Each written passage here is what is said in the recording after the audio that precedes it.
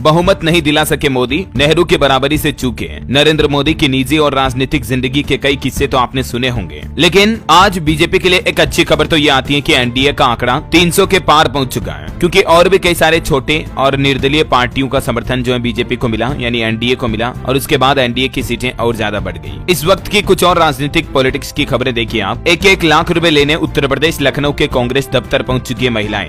Guarantee card दिखाकर बोले कि 5 जून को पैसे आने को कहा था, दस्तावेज लेकर अब उन्हें रसीद भी दी गई। आपको पता होगा कांग्रेस ने अपने मैनिफेस्टो में, कांग्रेस ने अपने गारंटी कार्ड में यह वादा किया था कि जैसे हमारी सरकार जीतती है 5 जून को महिलाओं के खाते में 1-1 लाख रुपए आ जाएंगे। 4 जून को चुनावी रिजल्ट आएगा, दूसरे दिन हम महिलाओं को 1-1 लाख रुपए दे देंगे। तो कांग्रेस के इसी वादे के मुताबिक यूपी लखनऊ में कांग्रेस दफ्तर के बाहर कई सारी महिलाएं पहुंच गई। ये तस्वीरें देखकर आप अंदाजा लगा सकते हैं। वैसे आपको क्या लगता है दोस्तों, कांग्रेस की क्या ऐसी घोषणाएं देश की अर्थव्यवस्था के लिए सही है या नहीं है? आपकी क्या राय है मुझे नीचे कमेंट करके बताइए। और वहीं खबर देखिए, आंध्र प्रदेश, तेलंगाना और साउथ में बीजेपी के नए एंट्री गेट शुरू हो चुके हैं। मोदी नायडू की जोड़ी जगन पर भारी, उड़ीसा में पटनायक का किला भेदा गया। और एनडीए गठबंधन से एक और खबर आ रही कि भाजपा के जीते हुए मंत्री भी वापस रिपीट होंगे। चुनाव हारी हुई स्मृति ईरानी और राजीव चंद्रशेखर को भी फिर से मंत्री पद का मौका मिलने की संभावना दिख रही है। इधर इंडिया गठबंधन की बात करें दोस्तों तो टीएमसी ने दावा किया है बीजेपी के सांसद और विधायक उनके संपर्क में हैं। राहुल गांधी लोकसभा में नेता विपक्ष बनाए जा सकते हैं, यानी कि जो नेता पक्ष प्रतिपक्ष के नेता होते हैं वो राहुल गांधी रह सकते हैं इंडिया गठबंधन से। और एक खबर आ रही कि बीजेपी की राष्ट्रीय अध्यक्ष की दौड़ में मध्य प्रदेश के मुख्यमंत्री शिवराज सिंह चौहान भी शामिल हैं। उन्हें भी मतलब भारतीय जनता पार्टी का राष्ट्रीय अध्यक्ष बनाया जा सकता है, क्योंकि अभी आपको पता होगा इस साल के चुनाव में मध्य प्रदेश ने कई सालों का इतिहास तोड़ दिया। सभी की सभी 29 सीटों पर जीत हासिल की भारतीय जनता पार्टी ने। और ये वाकई में एमपी के पूर्व सीएम शिवराज सिंह चौहान की मेहनत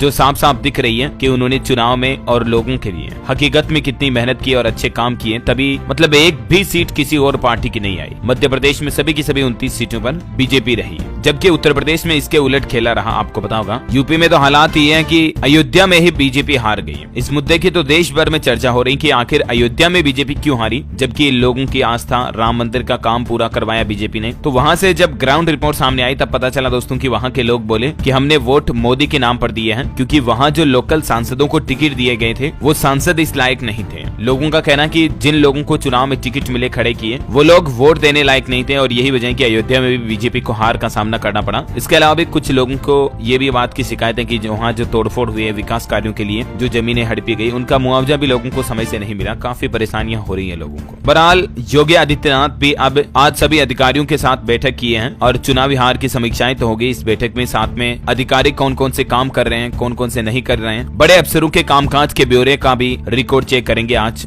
योगी आदित्यनाथ। और अभी फिलहाल इंडी गठबंधन तो सरकार बनाने के लिए मना कर चुका है। इंडिया गठबंधन के कांग्रेस के राष्ट्रीय अध्यक्ष खड़गे बोले कि अभी हम सरकार नहीं बनाएंगे, सही समय आने पर फैसला लेंगे। इंडिया ब्लॉक फिलहाल सरकार बनाने की कोशिश भी नहीं करेगा। अब ये कोई चाल है या सच में उनका प्लान है, ये तो वक्त ही बताएगा। बताया जा रहा है कि प्रधानमंत्री नरेंद्र मोदी 8 या 9 तारीख को शपथ ले सकते हैं, और उन्होंने दुनिया के कई बड़े देश दिग्गज के नेताओं को शपथ समारोह में आमंत्रित भी किया है ना। तो ये लेटेस्ट पॉलिटिक्स न्यूज अपडेट उम्मीद आपको जरूर जानने मिली होगी। वैसे दोस्तों आपको क्या लगता है, आपकी क्या राय है कि भारत का नया प्रधानमंत्री